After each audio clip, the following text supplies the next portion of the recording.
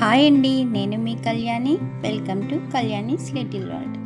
ప్రతిరోజు లంచ్ బాక్స్లోకి ఏం చేయాలో అర్థం కావట్లేదా?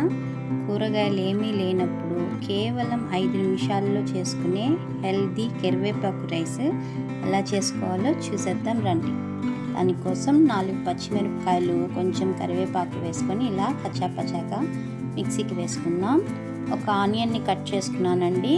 ఒక 2 పచ్చిమిరపకాయలు, కొంచెం కరివేపాకు, జీడిపప్పు, ఆవాలు, పచ్చిశనగపప్పు, మినపప్పు తీసుకున్నానండి. ఇప్పుడు బాండిల్ పెట్టుకొని కొంచెం ఆయిల్ వేసుకొని మనం తీసుకున్న ఆవాలు, మినపప్పు, పచ్చిశనగపప్పు, జీడిపప్పు కూడా వేసుకొని కొంచెం ఎర్రగా ఫ్రై చేసుకున్నాం. ఇవి కొంచెం ఫ్రై అయ్యాక మనం కట్ చేసి పెట్టుకున్నాం కదండి పచ్చిమిర్చి, అది కరివేపాకు కూడా వేసేసుకున్నాం.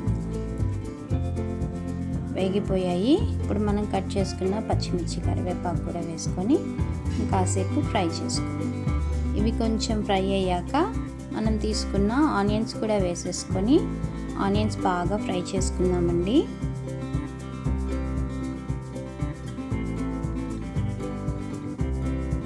ఆనియన్ కొంచెం ఫ్రై అయిందండి. ఇప్పుడు 1/2 టీ స్పూన్ పసుపు, రుచికి తగినంత సాల్ట్ కూడా వేసుకొని ఒకసారి కలుపుకుందాం.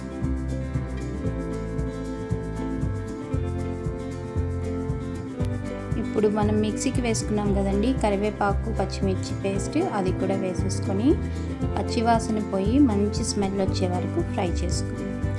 మామూలుగా కరివేపాకు కూరల్లో వేస్తే తీసి పక్కన పెట్టేస్తారు కదండి, కానీ ఇలా రైస్ చేస్తే లంచ్ బాక్స్ మొత్తం ఖాళీ చేస్తారండి. కంటి చూపుకి, జుట్టు ఎదుగుదలకు ఎంతో మంచిది కదండి కరివేపాకు. ఇది ఫ్రై అయిపోయిందండి. ఒక్కరికే చేస్తున్నానండి ఇది రైస్, అందుకని 1 కప్పు రైస్ వేసేసి కొంచెం ఫ్రై చేసుకొని ఆపేసుకోవడమేనండి. ఎంతో రుచిగా ఉండే కరివేపాకు రైస్ రెడీ. ఇలా చేసి లంచ్ బాక్స్ పెట్టండి, సూపర్గా ఉంటుంది.